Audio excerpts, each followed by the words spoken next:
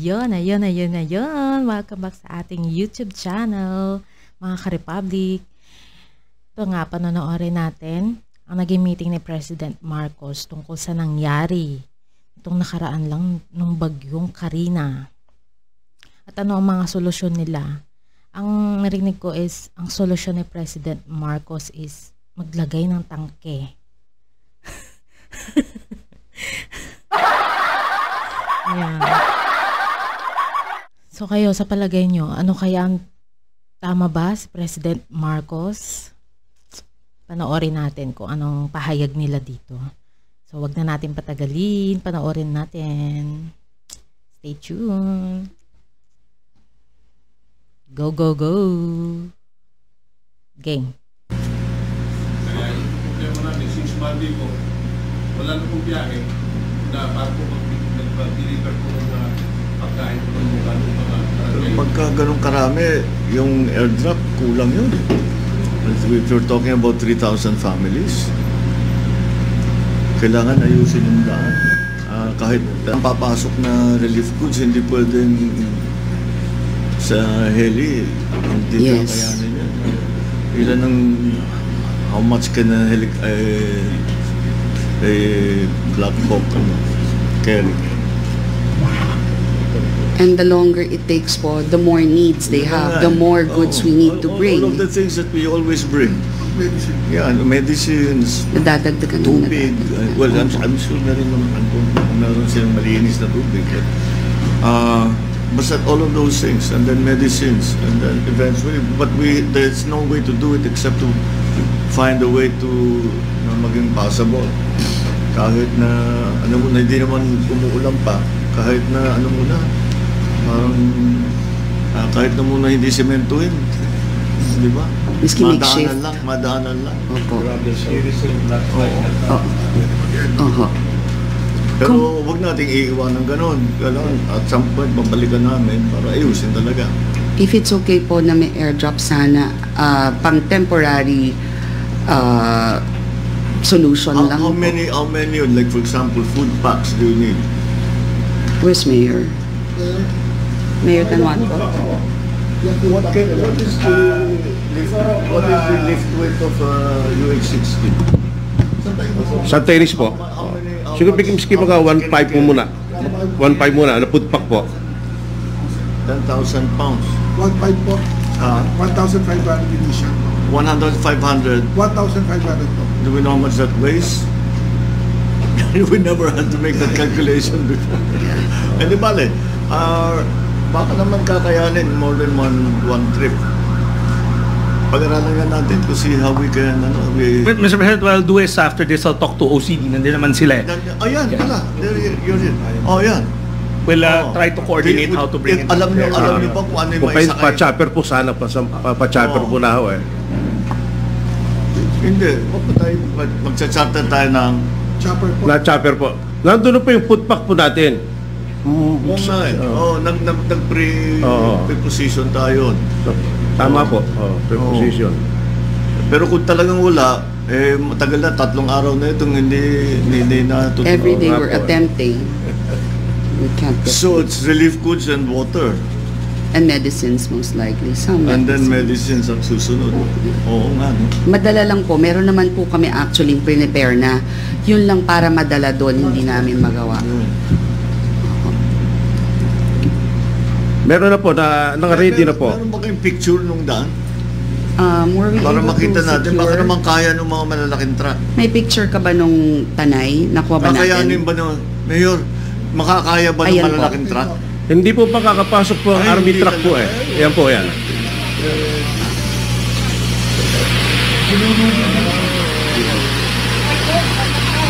Kahapon ito? Kahapon pa po yan.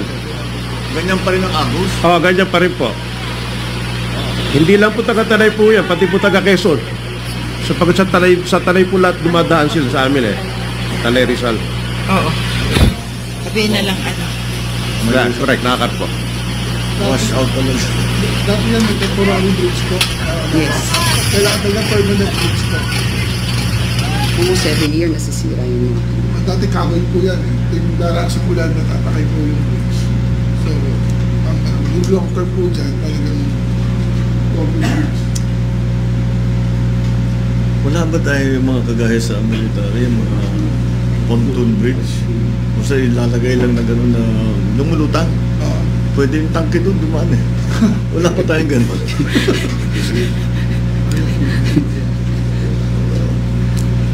Yung mga truck-lamping yan, meron.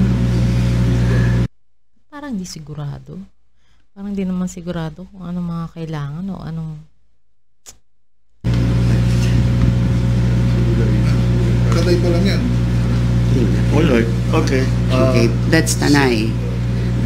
But we have more problems. Yeah, sir, please keep going. Play it, please. Rally, please. We are now in San Mateo. Now po, Mr. President, if you will see San Mateo and even Montalban, kami po yung dalawang magkatabi na nakadikit po sa Marikina River, you won't see the water anymore. Mabilis po siyang umakyat. Ngunit mabilis po din siyang bumaba. But this is the situation nung pumasok ang tubig na sobrang bilis dito sa San Mateo. Fast forward. Saan ba tayo gumagamit ng weir? Yung tinatawag ng weir? It's not a dam, it's a weir. It's a different thing. Yeah, Mr. President, actually dito sa may, this is, yung flood waters po nito is coming from Sierra Madre, I understand. Sierra Madre po ito. And the plan before was actually to build the Marikina Dam. Yun po yung mag-retard building. That should impede actually yung flood waters. But meron ako kasing naglagay sa Wawa Dam for water supply. So our plan now is to build a series of smaller dams sa ibaba ng Wawa Dam. So that itong mga flood waters na ito will be impounded. Yung weir, kasi pagka wala namang tubig, kasi like now, sinasabi mo doon, wala ka na makita ng tubig dun sa ilog. So, basta tayo maglalagay ng dam. Whereas a weir, pinapadaan niyang tubig, pero meron siyang binabagala niya yung flow ng pag-aralan. I don't see them here in this country, which is parang bagay na bagay sa atin. Yeah, it's a weir called W-E-I-R. Yes, weir. yes. Maybe it's applicable here in the Philippines. I think it might be. Because I've seen it in other places, and although the water passes, mababa yung tubig dito sa baba. Mas mataas yung tubig doon sa taas. Pero dumadaan yung tubig. Yes, yes. Pati istad nakakadaan. Yes, I've seen. Mr. President, sometime this month we were together with the inauguration of Wawa Dam, and they were saying that we saw it was empty and it would take 6 months for them to fill it up. Can we show it? As of now po, with the 2 days rain, it's almost filled up. 6 months supposedly, but not in 2 days. Just imagine kung wala yan. Opo. Oo, kung wala yan. Wow. Lunod. Ngayon, sir, may tubig pa rin ng NCR. Kung wala yung dam na yan. When was this picture taken? Yes. Yesterday, yes. Yesterday. 6 months po po rin. That's what they said when we were there less than a month ago. In 3 days, ganun yung tubig na bumagsak. If without it, I feel that most likely San Mateo and Montalban would be down, and definitely Marikina and parts of Quezon City and even Pasig would be affected because of Laguna Lake. Mr. President, actually, we have submitted last year to the DPWH. We have a pending plan sa planning and services na dam reservoir, Wawa Dam Reservoir, downstream area. We submitted it po last year.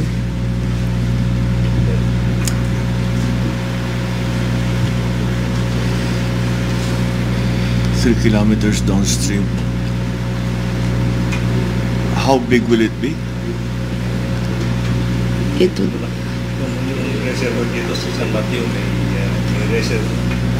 Magkakaroon din pang reservoir dito sa San Mateo and then series of small dams data, Mr. President. Okay. This is now under consideration for financing sa Japanese government. we are arranging it, Mr. President. All right. So at least we're going on with that. Okay. Can we see more about the effects of the flooding Some- and the heavy rain? the- Video, please. Video, please. There. This is naman po, Mr. President, ang area ng Cainta, Rizal, na where floodway is. Diyan din po, medyo mabigat po ang mga pagbaha. In fact, that's why I asked for our 4 mayors here that are badly hit. Cainta, Mayor Ellen Nieto, Montalban Mayor Ronnie Evangelista, and San Mateo Mayor Omi Rivera, and Tanay Mayor Tanhuatco, for just in case there are details that we need to.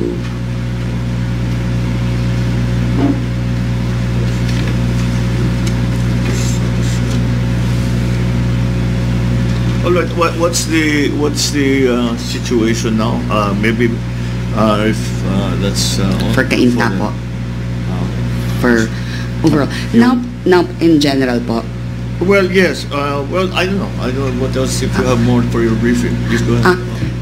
As I've said po, the 14 towns of Rizal naman po, there are parts that are more badly affected. But the one that is, I'd also like to bring up is the effects of typhoons. It's not just this typhoon or Ondoy. Palagi po tuwing merong bagyo, pare-pareho po ang problema namin. In fact, last year, exactly one year ago, we also had a big tragedy that cost us several lives from Binangonan, Cardona, which is Talim Island, because the only way for the people of Talim to get to the land is via boat. In fact, the Coast Guard tells me that their problem is nagpupulis sila dahil may curfew dahil po sa alon. Yung mga teachers hindi nakakarating on time sa mainland minsan, yung mga nagtuturo, yung mga trade at yung mga estudyante dahil naiipit sila. Ito po yung tragedy that cost us 27 lives with 41 survivors. That's another problem po in our province every time there's a storm. Natatrap po ang island namin. What happened again in this time? This time, I guess they got so scared of last year because 1 year ago, ang daming namatay. Medyo na-control po. Itong Talim Island.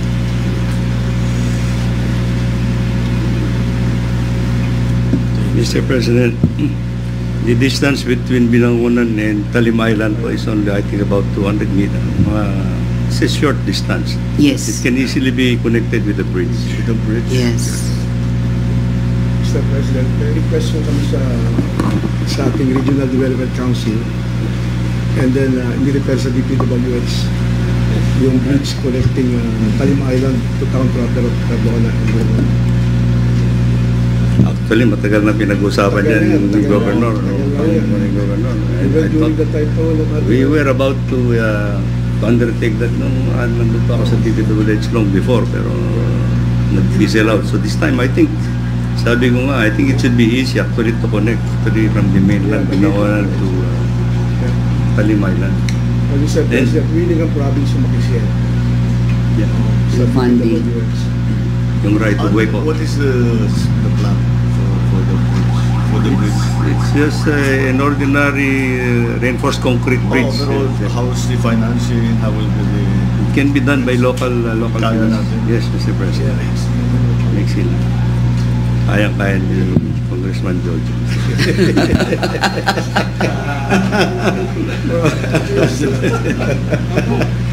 Okay. All right. So that's the Talim Island situation. Okay.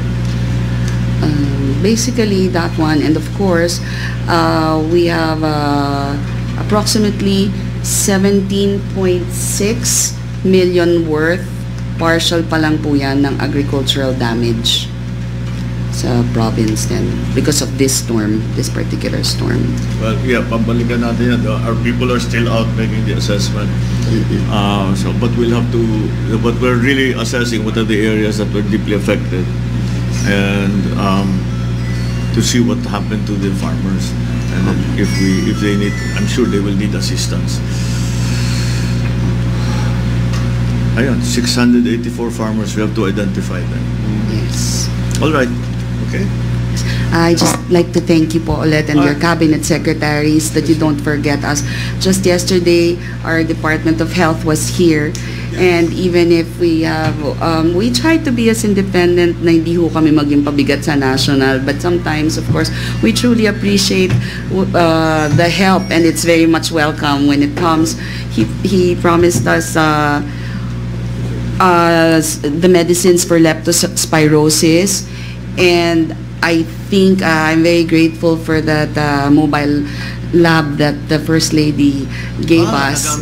Yes, but we are being threatened by Congressman Garcia that i-impound daw niya pag hindi daw niya nakuha yung lab na yun sa probinsya. Ito tow truck daw po niya. And I'd also like to thank also Secretary Gatchalian also that hindi pa before we could even make our request, he already reached out to us. Of course, all our other secretaries have been very, very helpful to us. Thank you very much po, Mr. President. You shouldn't be shy about asking for help from the national. That's what we're here for. So I'm happy that they're all managing to follow the procedure. All right, so I think the next report will be from the ILG. Yes, Mr. President, Governor, magandang umaga. Of course, our congressman, mayors. Ipipresent ko lang, nasabi na po halos lahat po ni Governor, but very quickly po, next slide please.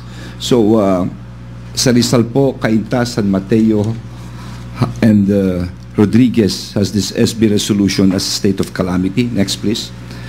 Lahat po ng LCEs o local chief executives talagang gumalaw, from the governors, congressmen, mayors, barangay captains, no?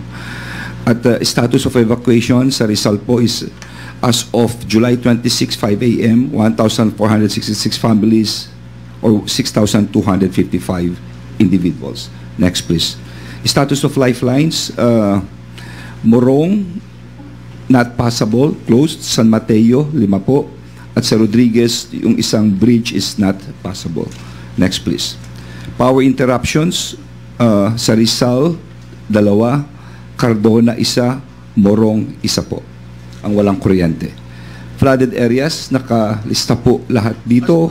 As of 5 a.m. Okay. Yes sir. Yes sir. As of 6 a.m. July 26 po yung power interruptions, Mr. President. Yes. Sa flooded area naman po, July 26, 6 a.m., nakalagay po rito lahat. Ang Angono, Kalayaang Poblasyon, Cainta, San Juan, Baras, Santiago, Pinugay, Cardona, Kalahan, Morong, San Juan, Pililla, Imatong, Antipolo, Kupang, Mayamot, San Jose, Rodriguez, Burgos, San Jose, San Isidro, Manggahan, San Mateo, marami po, Ampid, Santa Ana, Ampiduan, Ginayang, Mali, Malanday, Ginyang Bayan, Taytay, San Juan, Santa Ana, San Isidro, Dolores, Muzon. Status of dams po, napakita po yung picture ng Upper Wawa kanina, no? It's normal level. Ang Kaliwa Dam is now ongoing construction, Mr. President. So wala po ni-release ng tubig, normal water level po. Casualties, sa San Mateo po, may isang namatay noong July 24 at sa Rodriguez, 2 po noong July 24. No? Missing, 1 po sa Cainta noong July 23 at 1 po sa San Mateo noong July 24. Ito po yung mga identified hard-hit areas. Sinabi po kanina ni Governor, San Mateo, Montalban, Cainta, and Tanay. And aside from this, we have gathered also that Rodriguez had 3,227 families or 13,000 individuals. Sinama na rin po namin yung Taytay, Morong, and Angono. Just some pictures. Ito lang po, very quickly, Mr. President. This is Cainta, no? At the height of the flood. Angono, next. Ito po yung sa Angono, 4A, next. Angono, Rodriguez, ganyan din po ang nangyari. Next. Rodriguez sa Spillway, Puray, Rizal, others. Ganyan po. Ito rin po sa Rodriguez, Rizal, San Isidro. Next. Morong. Ito po nangyari sa Morong. May mga putik po, Mr. President. Next. San Guillermo, Rizal. Next.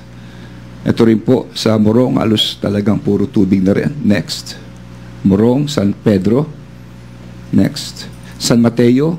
Ito po ang mga flooded areas na San Mateo. Next. Okay, ang mga sitwasyon sa iba. Taytay. Ito po sa Taytay. At ito naman po ang ginawa ng ating mga mayors, mga governor, no, all officials.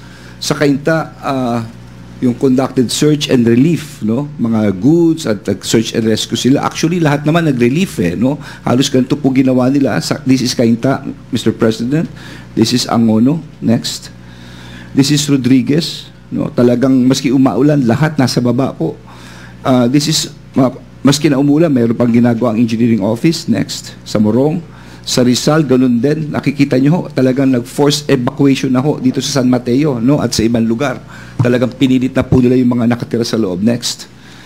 This is also Taytay. Next. Rizal Antipolo.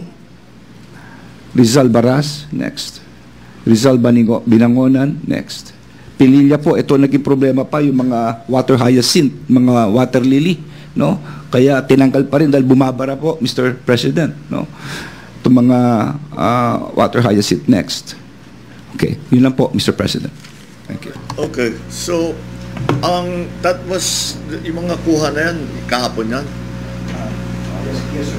Ano naman kahapon? Kahapon Ngayon wala na, may tubig pa sa mga lugar na yan? Wala na. Wala na po halos tubig. Pero yung damage nila kasi nga po ang lubog hanggang bubong. So naiwan, they cannot go back to their normal lives yet. Clearly not. No. I'm asking about the water para to see if they pwede na tayong what part of the relief and rehabilitation operation are we in.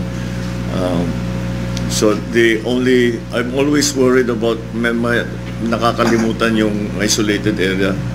So yung isa-isang barangay na nasa taas. So we'll have to do something about that to see. Ganun pala yun, mahirap ayusin yun. Paano matatawarin yung ano. Ganun pa rin kataas ang tubig ngayon? Hanggang ngayon? Yung kagaya sa video? Hanggang ngayon po, ganun pa rin po. Ganyan pa rin yung itsura. Pati Agus, ganyan din. Hindi po. Hindi na gano'ng malakas. Malakas pa rin po ngayon at malayo po pinanggagalingan po ng tubig po noon eh. Oo, galing pa sa taas yan eh. Opo. Paano natin gagawin yun? How do we siguro we'll have to find Jimmy, baka we'll just have to resort to using boats. I don't know what we can do on the national scale, or we'll just organize the locals na silang mag-water highway muna. Oh. We have to get those supplies up to those people na 3 araw na nga na hindi napuntahan. I'm always thinking yung matatanda at saka yung mga bata. Silang tatamaan yan.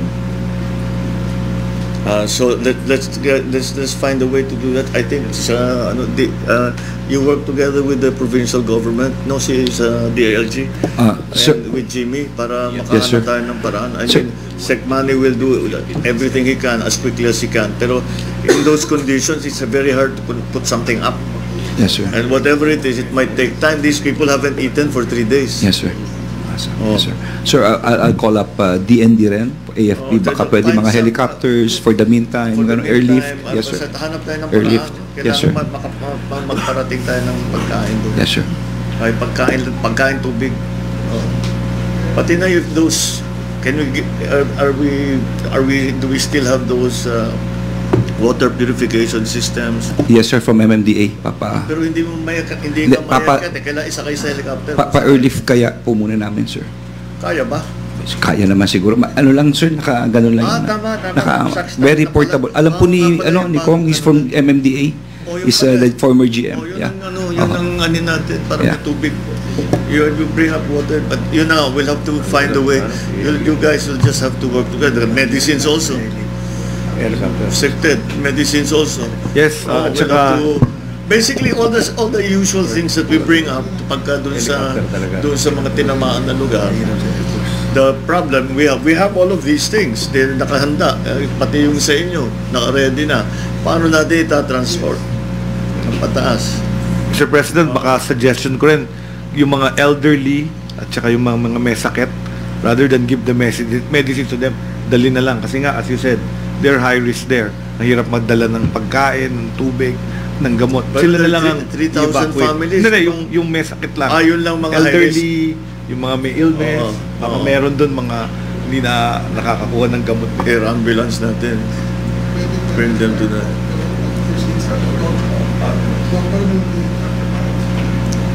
So yeah, we can perform some triage muna so that we can decide who needs to go immediately.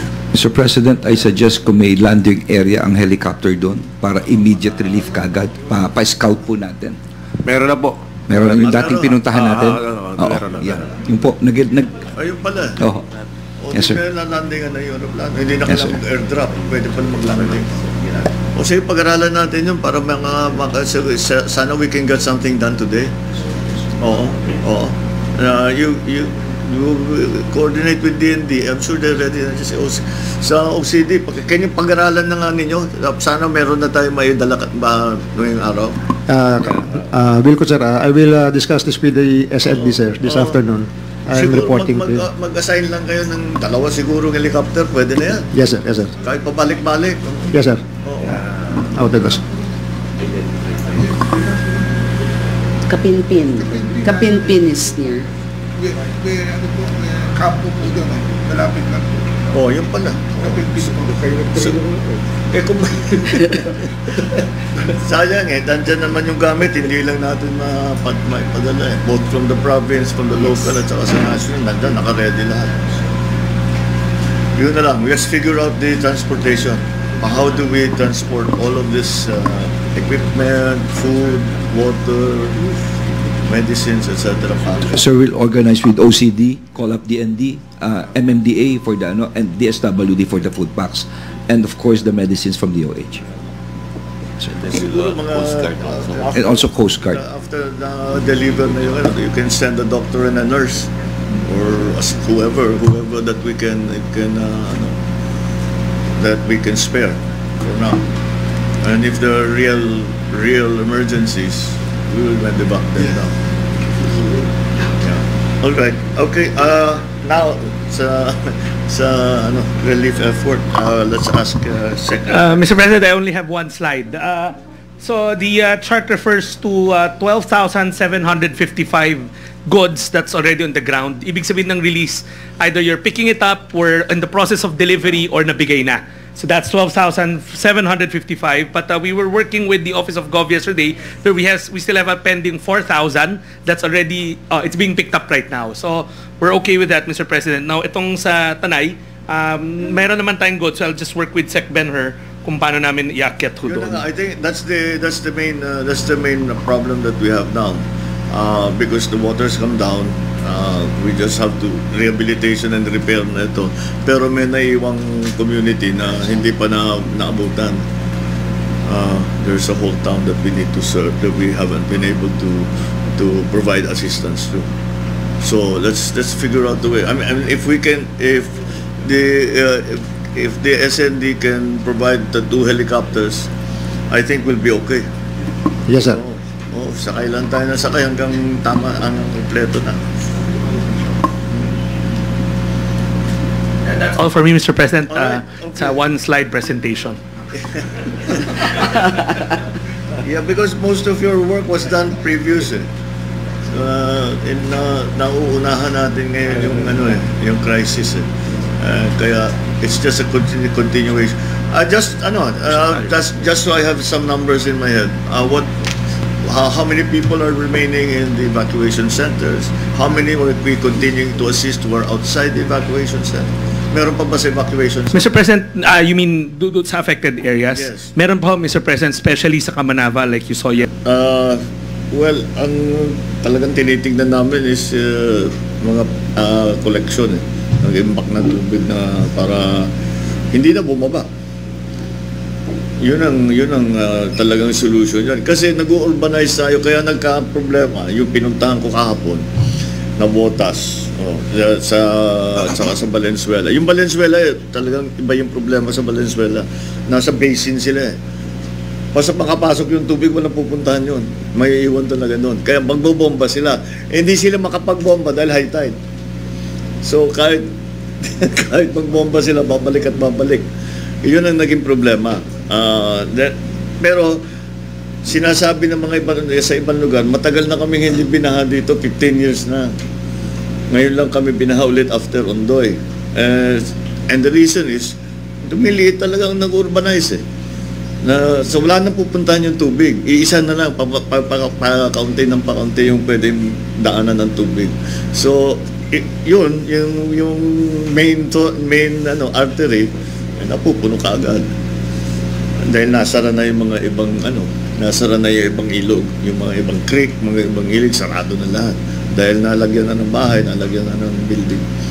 So, we have to really get the problem upstream. Yun ang talagang pero that's a long-term solution. In the meantime, tama, wala tayong napipilitan tayong mag-dredge. Mahal mag-dredge, pero wala tayong magagawa. Kailangan natin gawin. We have to continue to dredge. Pati yung kasi maraming nagsasuggest pati sa halimbawa sa tabi ng ilog na taasan na lang ng taasan yung dike. Sabi ko, hindi rin abutin din yun. Kasi numinipis talaga, hindi nadaanan ng tubig. Kailangan kunin yung bago pa bumaba yung tubig, malagay na natin sa collection, ma-collect na natin. Magagamit pa natin pang irrigation, pag tag-araw may tubig tayo. Yeah, that's the problem.